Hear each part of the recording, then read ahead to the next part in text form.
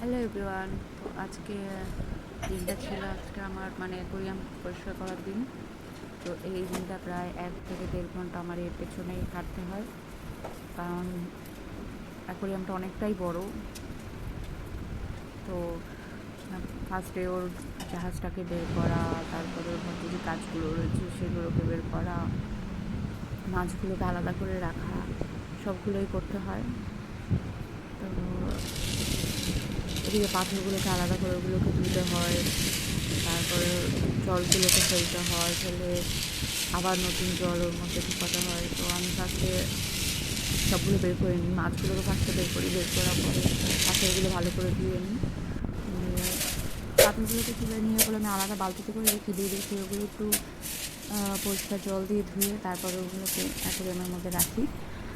আর কাজটা আমি কসব্রাইট দিয়ে, এমনি শুকনো কসব্রাইট ওটা দিয়ে ভালো করে ধুয়ে পরিষ্কার করে নিই। আগে আমি বালতি দিয়ে জল দিতাম, তো এখন পাইপ কেনা যেগুলো আছে মেশিনগুলো, ভেতরে যে ফিল্টার আমি দেখাচ্ছি, তারপরে জাহাজ, এগুলো সব আমি ভালো করে সুন্দর করে ক্লিন করে নিয়ে গাছগুলোকেও ভালো করে ধুয়ে নিই, কারণ ওগুলোতে শ্যাদলা পড়ে। এই যে রেজাল্ট, পুরো 1-1.5 ঘন্টা কষ্ট করার পরে এই যে পুরো ক্লিন হয়ে গেছে।